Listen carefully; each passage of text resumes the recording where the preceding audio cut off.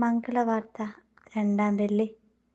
വിശുദ്ധ ലൂക്ക എഴുതിയ സുവിശേഷം 6-ാം അധ്യായം 27 മുതൽ 36 വരെയുള്ള വാക്യങ്ങൾ.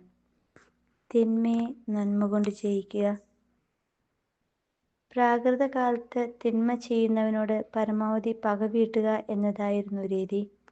മോശ അതിനെ കണ്ണിനു പകരം കണ്ണു മാത്രം എന്ന് തിരുത്തി എഴുതി.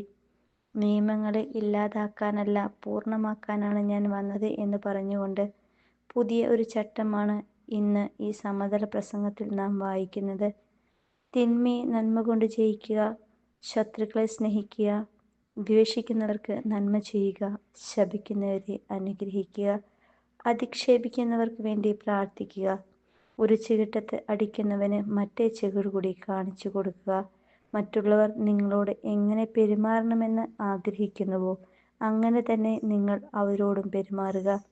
അവിടുന്ന് നന്ദിഹീനരോടും ദുഷ്ടരോടും കരുണയുള്ളവനായിരിക്കുന്നത് പോലെ നിങ്ങളും കരുണയുള്ളവരായിരിക്കുവിൻ. ലൂക്ക 27:36. മനുഷ്യൻ ഒരു സാമൂഹ്യ ജീവിയാണ്.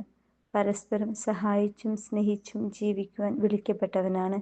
ക്ഷമയും സ്നേഹവും ഒരു ബലഹീനതയല്ല, ശക്തിയാണ്. പാതാളത്തോളം ക്ഷമിക്കുന്ന ഈ സ്നേഹമാണ് ക്രൈസ്തവികതയുടെ അടയാളം. ക്രൈസ്തവികതയ്ക്ക് ദൈവം നൽകുന്ന ഏറ്റവും വലിയ സമ്മാനം വിശുദ്ധ കുർബാനയാണ്. ദൈവത്തിൻ്റെ ഈ വലിയ ത്യാഗത്തിൽ ആരംഭത്തിൽ നാം പാടുന്നു, അനുരഞ്ജിതരായി തീർന്നിടാം, നവമൊരു പീഠമൊരുക്കിയിടാം. എന്നിട്ട് ആ കുർബാനയുടെ പേരിലുള്ള വിഭാഗീയതയും മത്സരവും വിരോധാഭാസവും തന്നെ